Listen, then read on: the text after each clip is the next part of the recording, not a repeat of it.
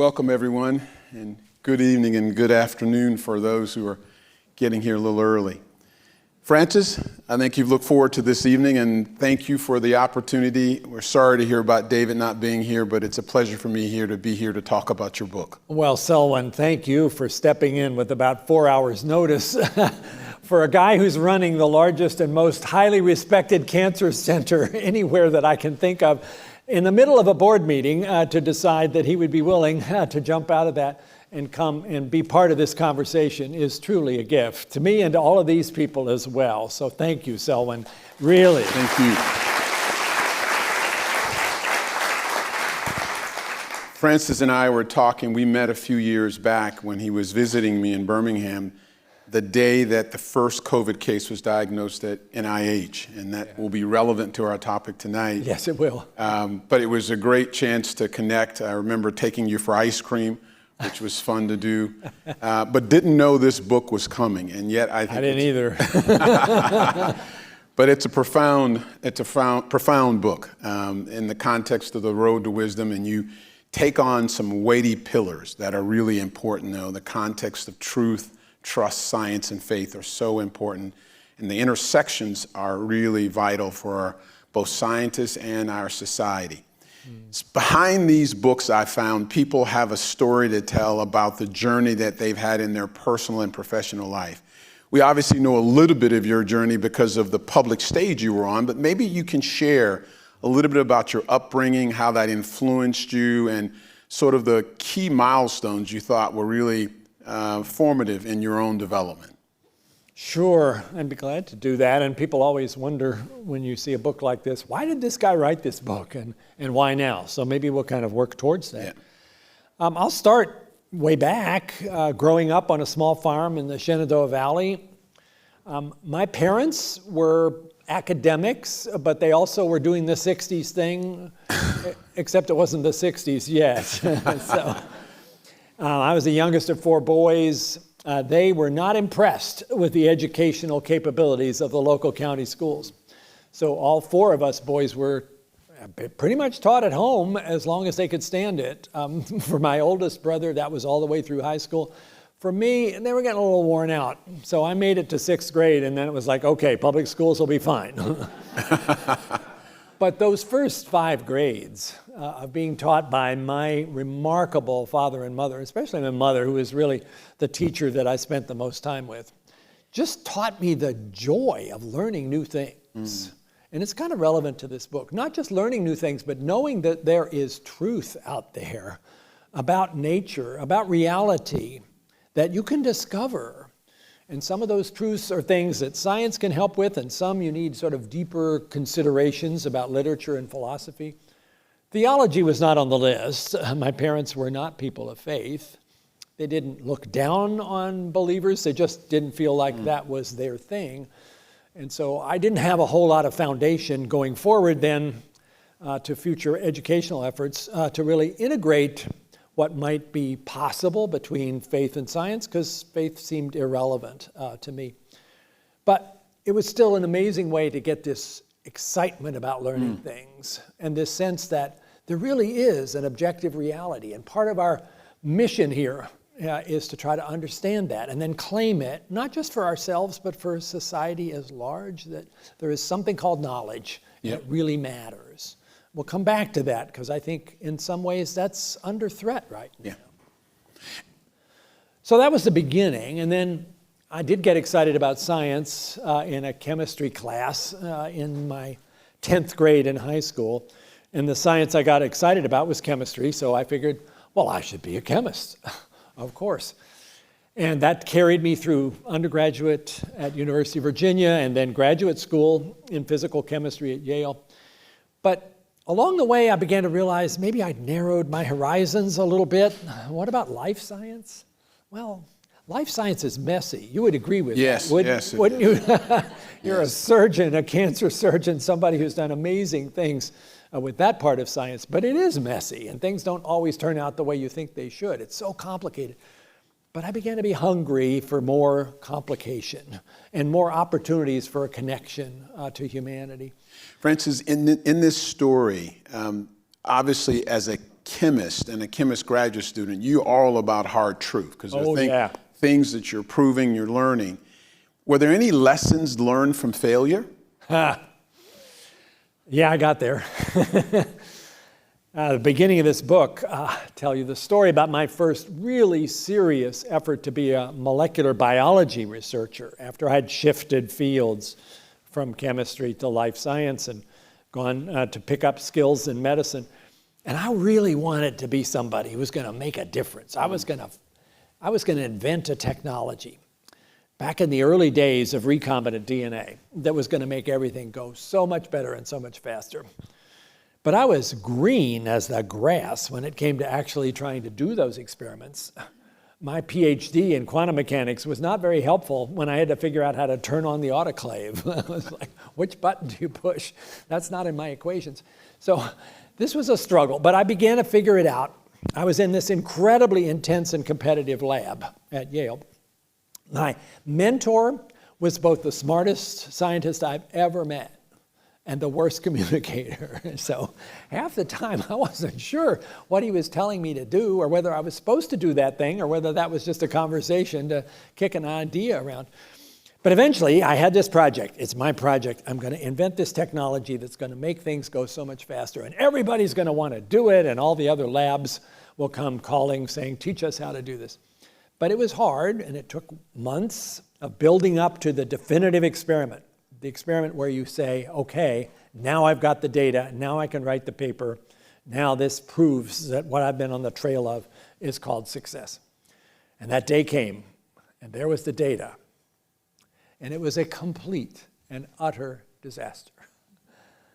It wasn't just like a few things went wrong with the experiment. It showed that there was a fundamental, irremediable flaw in the logic of the project that I had failed to appreciate when I started down that road. There was no way to retrieve any value out of any of this. And I was crushed. I remember sitting in the stall in the men's room crying because I didn't want the other scientists to see me in this state. And the next day going to my mentor and saying, I have failed. I think this is a sign that I'm really not cut out for this. Can we plan a way for me to make a graceful exit? And I'll have to figure out what else to do.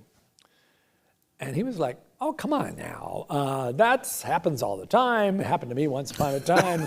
Let's come up with a new project for you. And I wasn't so sure. And I went to my department chair, the guy who had recruited me to come to Yale in the first place. And I told him about this.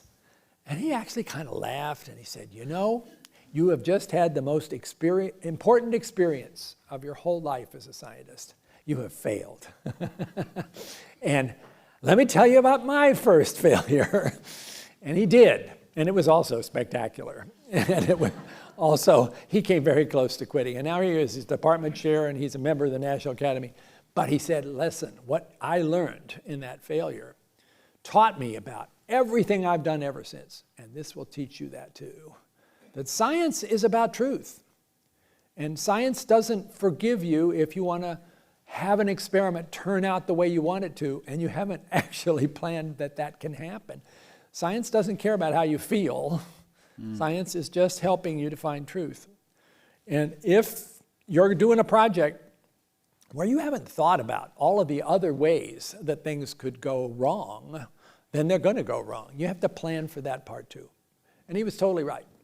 That was, for me, probably one of the more significant moments I've had. Never mind sequencing the human genome and all the things I got to do as the NIH director. That's when I really figured out, what is a scientist supposed to do? You're supposed to find the truth, and the truth is out there. And you better not expect that just because you want something to turn out in a particular way that it's going to. And I can imagine for the audience to understand that's hard. It really wasn't the fact that the data you expected was negative. It was the thought process that was flawed, which is even more embarrassing. It was flawed. Yeah, it was very embarrassing. Very embarrassing. And yet science doesn't really care. The other thing, too, that I think you've had to do, but I'm sure occurred along your journey, is that when you've proven something to be truth, the true validation of your truth is somebody else can reproduce it. Exactly.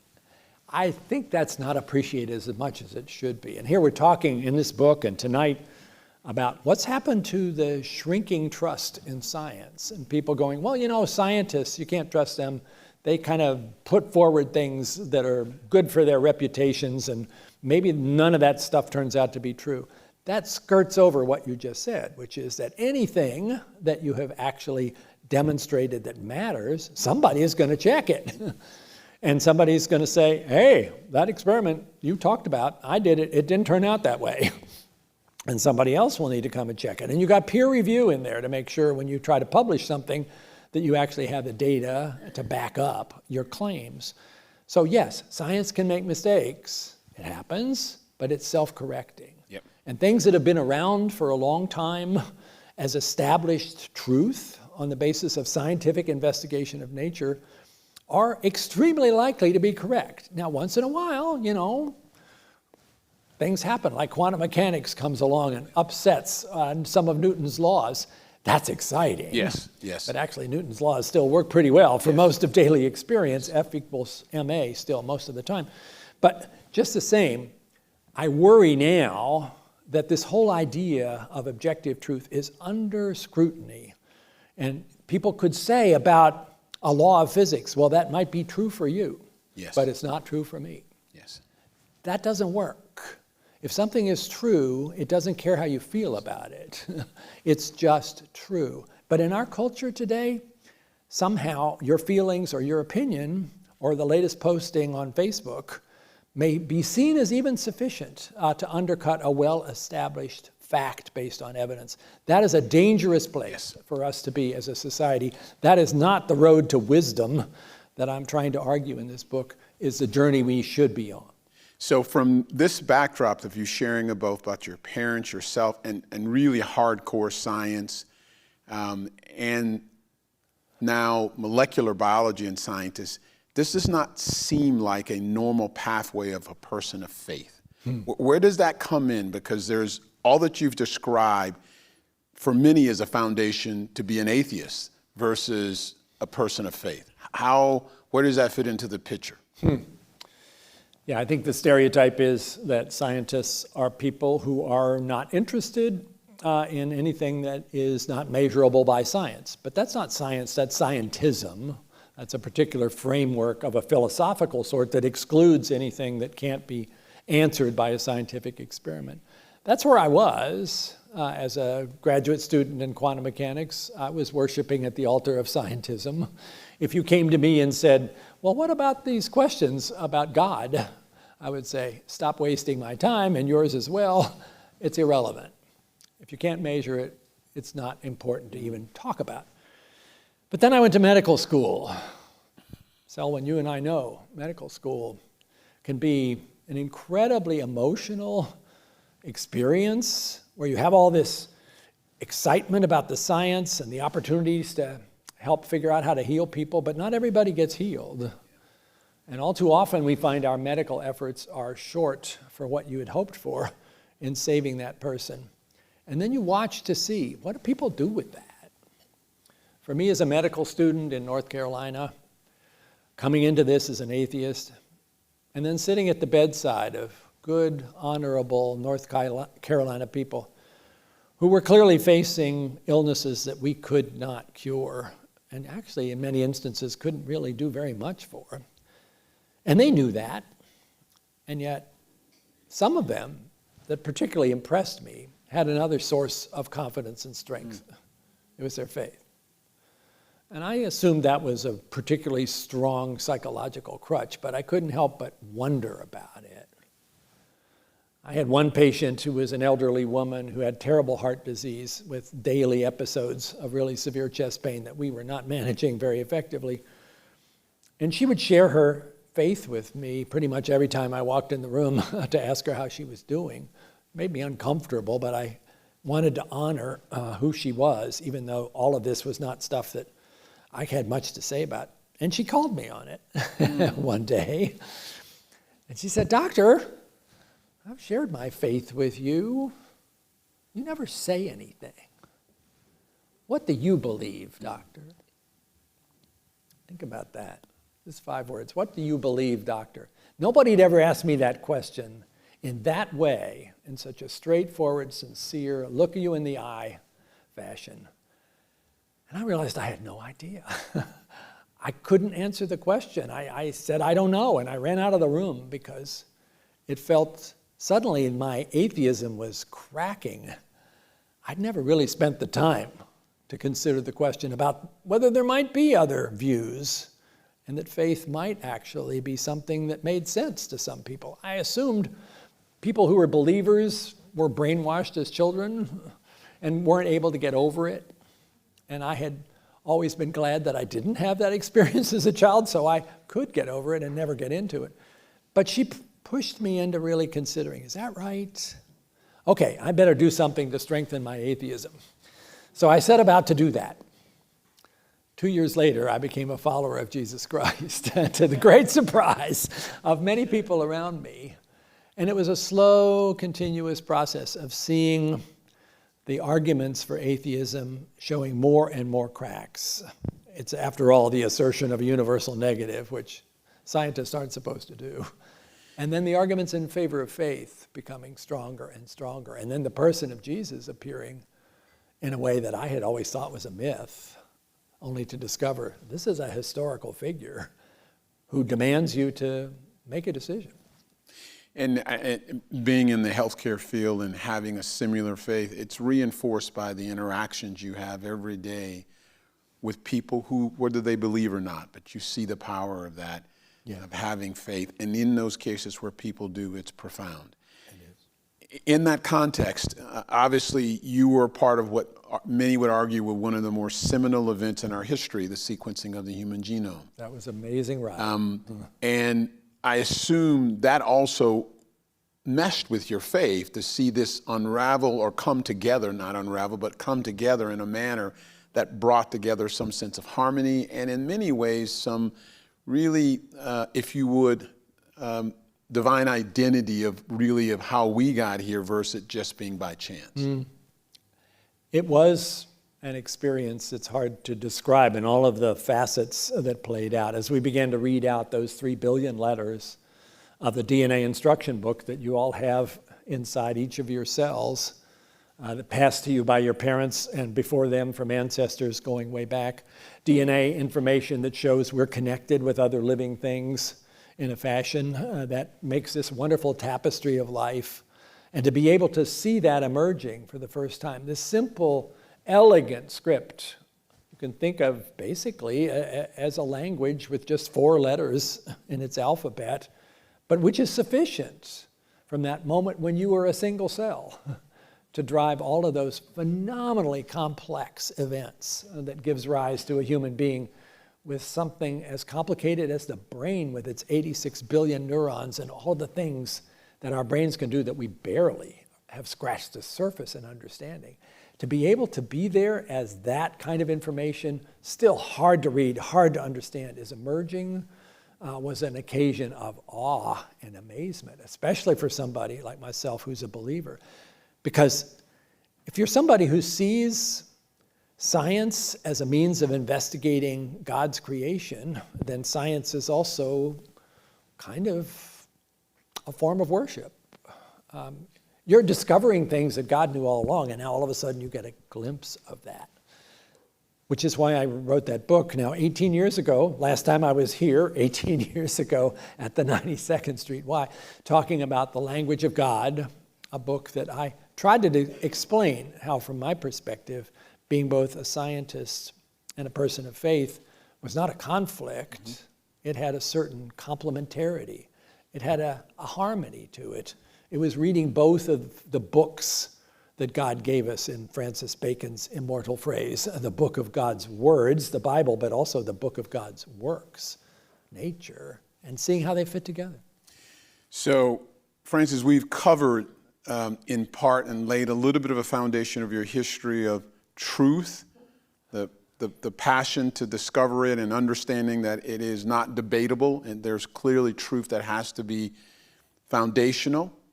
We've talked about the evolution and appreciation of science, and we've now talked about the role of faith and how it came about in your life and career. Maybe we go to this next area of truth and bring up your experience with COVID-19. Oh boy. And how that helped sort of, if you really form out the book in the context of trust, as well as all the other things of science, faith, and truth. Well, you and I went through that together, starting on that March 9th, I think it was, 2020, when I was there with you in Birmingham, Alabama, and the real troubles were getting started, and boy, they happened in such a frightening way in the months that followed that. Do you all remember 2020? I think sometimes we almost try to suppress it because it was so painful. Here in New York especially, the images of so many hospitals overwhelmed, thousands of people across the country dying every day, those refrigerated trucks pulling up outside the hospitals because the morgue was overflowing. This was a crisis that we had not seen in 100 years, and there it was.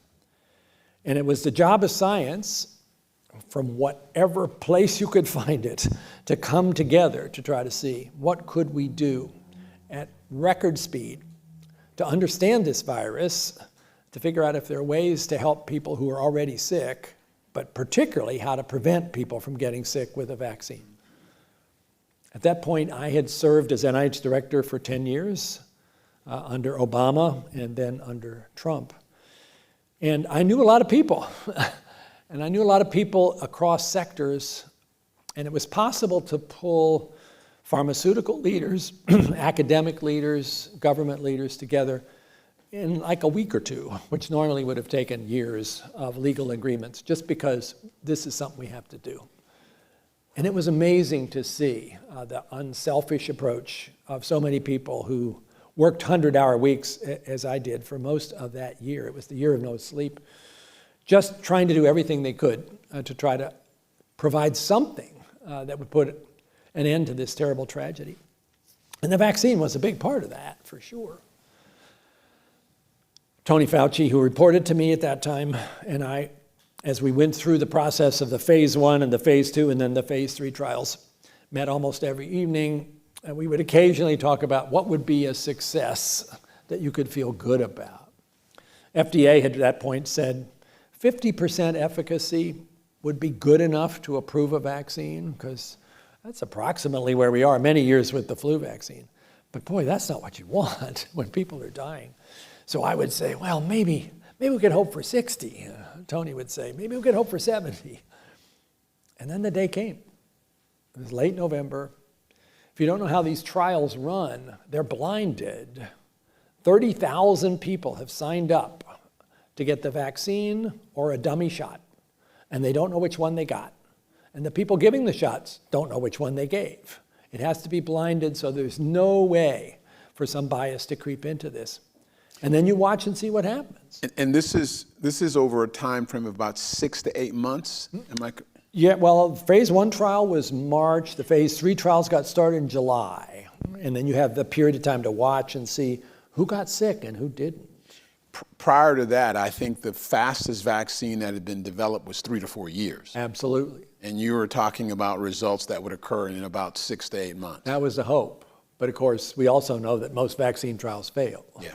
And even the ones that succeed may have less than satisfactory efficacy, or they may have a safety problem that you couldn't have anticipated until you did the experiment.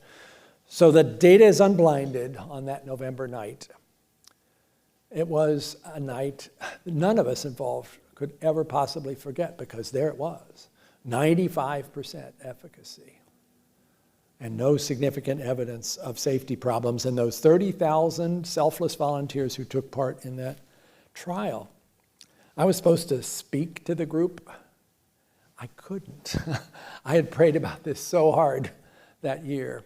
This was an answer to prayer, and I was just too choked up, too tearful to be able to find any words. But we all felt this has been an incredible gift to humanity, a gift from God, a gift of all kinds of ways that we can actually go forward now with the confidence that this terrible tragedy is not going to continue at this same level. And that's what happened, of course. In the course of the next coming months, as that vaccine got out there to all kinds of communities, people rolled up their sleeves. It looked like we're on a good roll here. But then we got to the summer of 21, remember that? And it was pretty clear that along the way, we had lost the confidence of a lot of people. And more than 50 million Americans said no thank you to this opportunity. Good, honorable people who had been given other kinds of information from other sources that made them doubtful about whether this was safe, whether it was good for them, whether it was something they'd want for themselves and their families. And as hard as efforts were made by various sources to try to provide the scientific evidence, it seemed like that door had really closed for a lot of people, because we were at that point already in this more polarized state. We'd been there before COVID, but it began getting worse. The saddest statistic in any of this that I can imagine is this one, that over the course of time between June of 21, when at that point vaccines were free to anybody who wanted one, and April of 22, 234,000 people died unnecessarily. And I had to believe that's humbling, because as you've just highlighted, the prowess of scientific endeavor and discovery exceeded your expectations. Yes. Answered to prayer beyond what you might ever hope for. Yes. That alone should be sufficient for everybody to embrace it.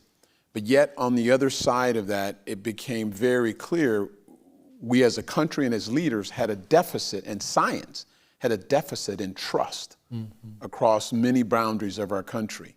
And having been at that time in Alabama, I saw many people, good people, who just didn't believe that it was the right thing to do. Right. And yet it was hard. It was hurtful, as you say, to see people miss that opportunity, but who really felt that there was an alternative truth, or to believe that what was being said really wasn't for them or would protect them. Any number of reasons. Yes. And for you and me who are believers, I'm a white evangelical Christian, the fact that those communities were particularly hard hit was hard to see. Christians are people of the truth, people of love and grace, and yet oftentimes the messages that were coming at them were anything but love and grace, and oftentimes not even close to the truth. And it was hard for people to sort that out. I spent a lot of time, you did too, trying to reach out to all the communities we could that we're part of. I spent time with my spiritual mentor, to whom this book is dedicated, the Reverend Tim Keller, as he was facing a terrible cancer. And he taught me a lot about how one approaches these circumstances, and together with him tried to reach out to other believers to help see why this was in fact a gift. I might add, we're fortunate here tonight that Tim's wife, Kathy Keller, is here in the audience, somebody that I have also learned a great deal from and greatly admire. Kathy, thank you for being here.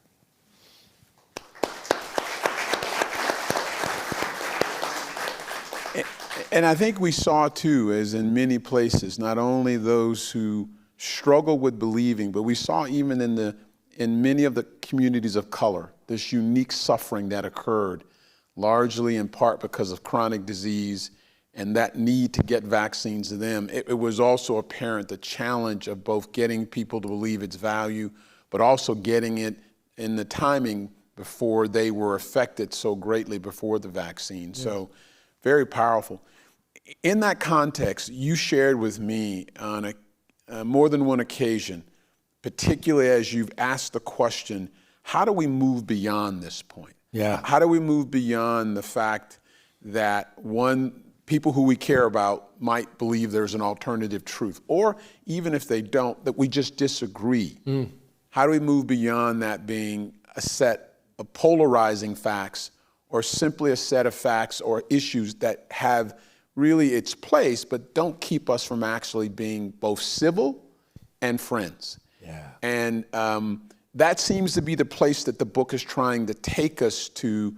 You mentioned this Minnesotan who you got to know, yes, who is in many ways very different than you in his beliefs, and yet you said he's my friend. Yeah. We often are in an environment today that if we're not surrounded by people who think like us, often vote like us, or look like us, they're not our friends. And we've forgotten the fact that our beliefs are not necessarily a zero-sum game. One only and the other one can't exist. Right. How and where do we go, both as a people personally and as a nation, you think, and where are you trying to take us with the book? Yeah, that's very much what I hope we can talk about here now, Selwyn. This is a book that tries to call in our better angels to figure out how to reconnect with truth, with science, with faith, and with trust, and get on this road to wisdom. A lot of us have kind of gotten knocked into the ditch by the things that have been happening around us. I'll come to Wilk in a moment, but it does occur to me, there's a story about wisdom that has been resonating in my head the last day or so. Imagine there's this young man who wants to find the source of wisdom, and he goes and asks all sort of people.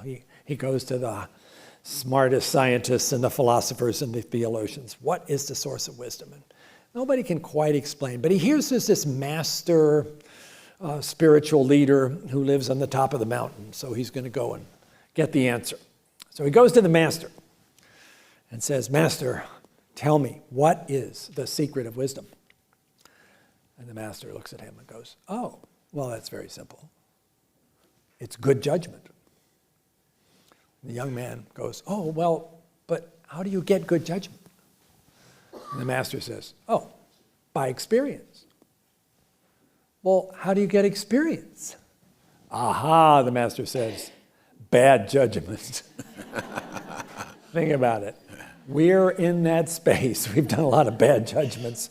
And now we have the chance to use that to build our experience and get on towards wisdom. That's what this book's trying to say. So how do we do that? One is to really learn from other people where our judgments have been incomplete. So you talk about Wilk. There's this organization called Braver Angels that I'm part of. Tries intentionally to bring people together in a safe space who disagree profoundly about something like immigration or gun control or public health. And you have to listen to the other perspective. Not listen to plan your snappy response, but listen to understand. Really try to get yourself into the mind of that person and recognize these are good people, but they've had different experiences and different sources of information, and you need to figure out how it is that they landed there and not say, "Oh, they're just misguided or stupid." They're not. They have a different life experience they bring to this. I learned from Braver Angels that there are a lot of things about public health that I thought I completely understood, and I didn't. And Wilk would tell me, because we had many sessions like this, that being in the heartland, when public health recommendations were coming forward about closing businesses and schools, when all they had was their small town with very few cases, didn't feel like a good fit. And when recommendations were being made without explaining the basis, what he often felt that's the way it was, it's like, you're insulting us. And why did you say no masks and then you said masks? And he lost his confidence in the scientific communication. And I could see from that where we had gone wrong, and I had gone wrong in a lot of scientific communications that I was doing in 2020. It was a good learning experience. So he and I decided we would try to model this. So the annual meeting of Braver Angels, symbolically in Gettysburg, Pennsylvania, brought together 700 people, half blue, half red, to talk about this. And our session was called "An Elitist and a Deplorable Walk into a Bar." You can guess who was the elitist. And so we had this very intense but respectful conversation about all the things that happened with COVID public health efforts. And people got to see how we could each understand each other and actually be willing to say, yeah, there were some things I did that probably were mistakes. That's such a breathtaking moment, especially now when we're in these warring parties that are off in their separate corners. You're going to admit you made a mistake? Oh, that's a sign of weakness. Somebody will pile on you, and they probably will, but you still should do it. And that, I think, is the kind of thing we need to do a lot more of. So in the book, basically, when you get to the last chapter, it's like, okay, we got a diagnosis here, and it's not pretty. We have a society that is hyper-polarized, hyper-partisan, where we seem to have forgotten about loving our neighbors, much less loving our enemies, although we're called to both of those in the Sermon on the Mount. How do we pull ourselves out of that? How do we stop demonizing people who don't agree with us? One is to sit down and listen, as I learned how to do. Really listen. So try that out. Find somebody who totally disagrees with you on an important issue and say, let's go for coffee. And I want you to explain to me your view on this because I don't think I understand it and I want to. And see what you could start there in terms of a relationship. You might be surprised how much you can find out that otherwise is just out of reach because we're so polarized. And then also, another thing we ought to be doing as efforts to fix our current malaise is to recommit ourselves to truth, back to this issue. I think because there's so much conspiracy information and other kinds of misinformation floating around, we maybe all have taken some of that on board from time to time without quite realizing it. Time to do an inventory. What are the things that you think are true about a particular topic? And then check it out and see if they actually are by looking at real expertise, not at somebody who's a self-identified influencer but doesn't have any expertise. You highlight that one of the more powerful things to gain a really fixed point of view and conviction about is an incomplete narrative. Right? When you only know half the story, you can be very convicted.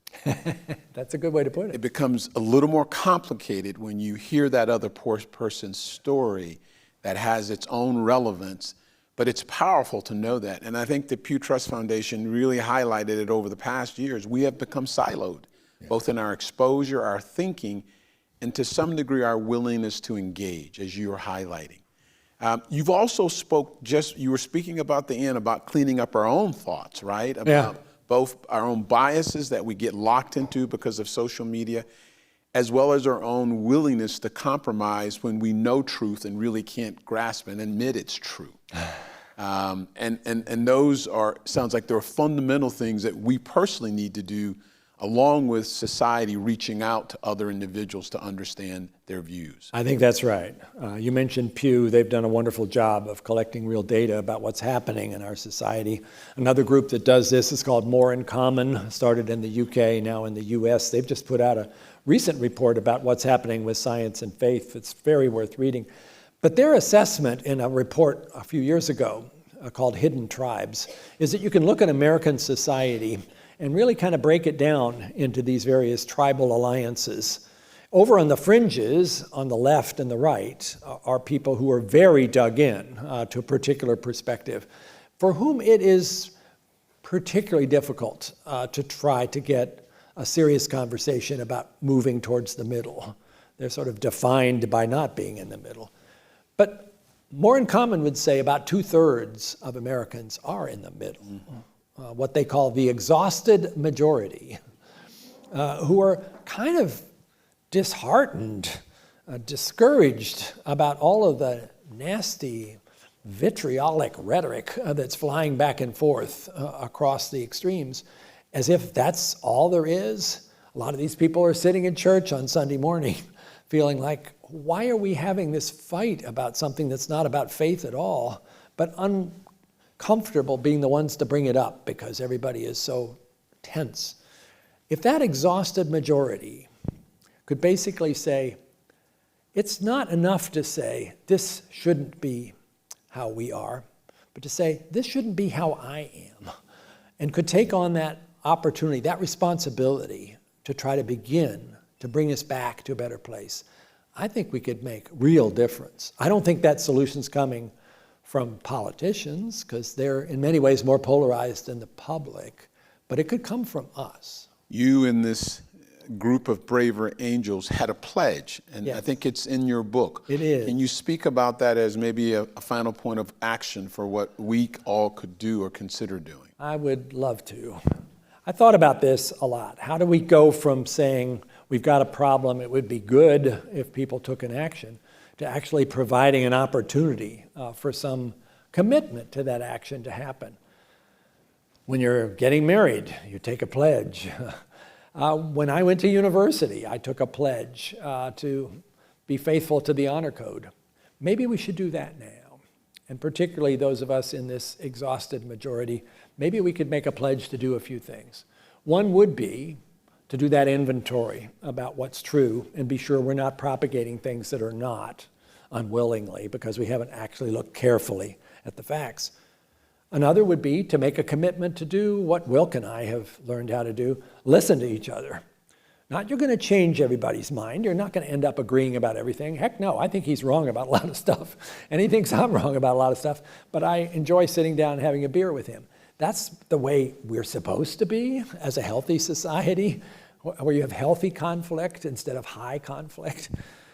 If we could all figure out a way to do those things, and that's what this pledge says, if you want to look at it later on, if you just go to the internet and punch in Road to Wisdom Pledge, it'll take you to the Braver Angels website where you'll see the words of the pledge, and you can decide whether that's something you want to take part in and add your name to those who are beginning to do so. It's just getting started because the book just came out yesterday, so you can be among the first to take part in this. But it's an opportunity to say, here's what I stand for. And I'm going to specifically make that commitment that I'm going to try to be part of the solution. I hope a lot of people will feel some urge to do that because the stakes are really high. We're living in a dark time.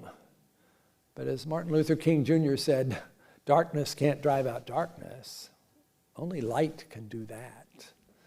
We can be people of light again in this situation. That's, I believe, what we're all called to.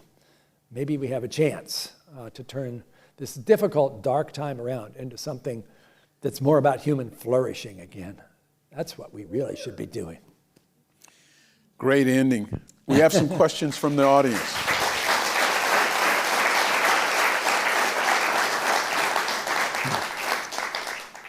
The first one, interesting. If you had come to faith early in your life, do you think you would have accomplished what you've done today? Oh boy, I have no idea. It's really hard to do those, turn back the time machine. If I'd been a person of faith, maybe had grown up in the middle of that kind of environment, would I have gone into science? I don't know. I worry about that because a lot of faith communities view science as potentially a bit of threat to your faith. I get emails from young people all the time who are in faith conservative communities and interested in science and are worried that might not be compatible.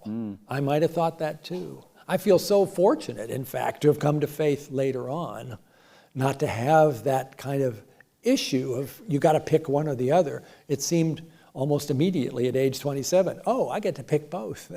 And this is the way I think it was intended by God to be. But somehow in our culture, we've lost some of those messages. If you're wondering about that, go to BioLogos, BIOLOGOS, which is a foundation that supports these conversations about science and faith.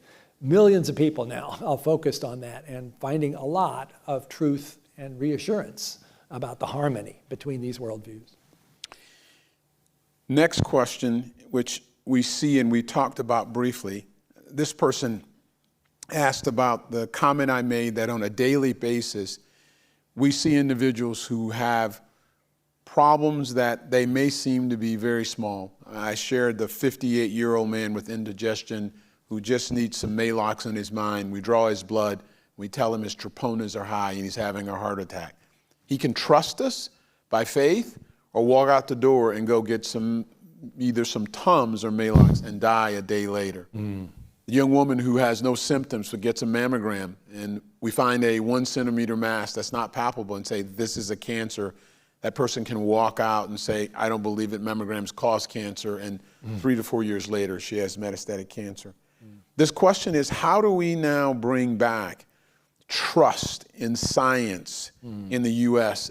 and really, if you would, stave off the pernicious erosion of what we believe is true and are moving away from trusting those who we've really vested ourselves in, but either for our care or for their discoveries? That's a tough question. The Gallup organization does a poll every year about trust in institutions. And if you look at the trend in the course of the last 20 years, it is truly disheartening to see. There are only 2 institutions now that poll above 50% trust. One is small businesses, because you know those people. That's the person at the store down the street, and the military. Everybody else has been shrinking and falling way back, and that's true for healthcare providers as well. But I do think, examples you talk about, we haven't done enough to empower the people in the front lines, the people on the ground, the docs and the nurses who are right there. They're from your community. You know them. You know their families. Their recommendations to you are going to carry a lot more weight than something from somebody you never heard of who seems to be in an ivory tower somewhere. I think we've assumed for too long that if you just put the facts out there from somebody who seemed to have some fancy degrees after their name, everybody was going to go, okay, that must be the truth. We've lost that kind of confidence lately. And it means all the more you've got to depend on people who are listening, who are part of the community, to be that purveyor of truth, or the trust is not going to come back. I think you're absolutely right. And I think the other thing that you highlight in your book is that the power of truth and knowing it is one thing. The power of truth and conveying it does need this element of trust. Yeah. Right? And sometimes when we've looked at this thing and understand it so well, our beliefs and our truths put forward can come with a measure of arrogance, not understanding that no matter how true it is to us, that person out there still needs to be able to have a measure of trust when they don't know what the DNA looks like. They don't know about the code. They then have to trust that person even though it is scientifically fact. Yeah, and let me just say the obvious, and you live with this every day in terms of our healthcare system. It isn't well designed to inspire that kind of a conversation that will build trust.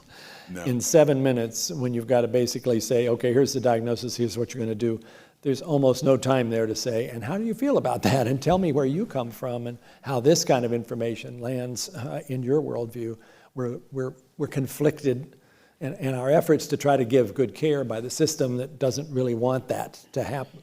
And we are often, with our own arrogant approach, insulted when people don't believe us.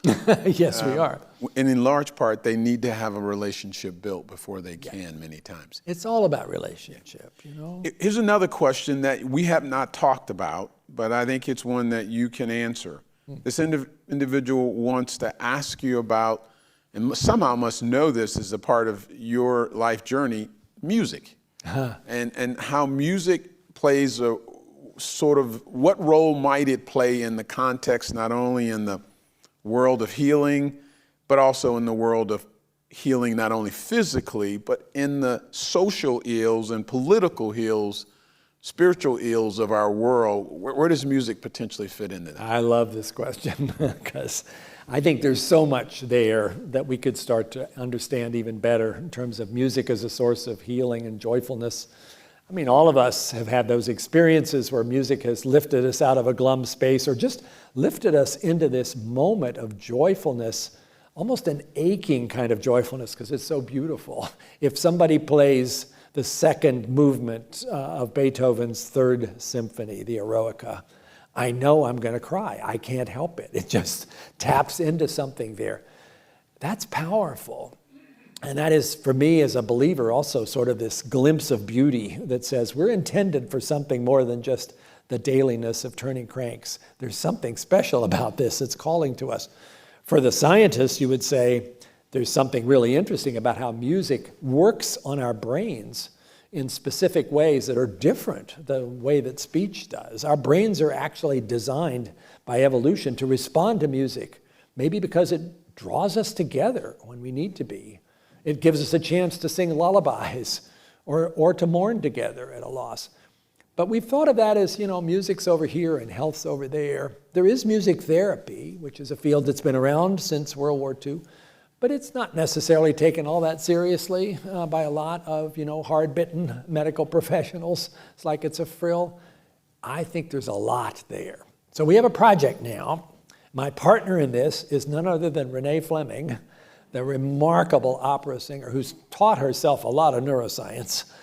And between us, put together what is now a real partnership with the National Endowment for the Arts, NIH, the Kennedy Center, and brought together a lot of scientists who are interested in this topic, because a lot of scientists love music.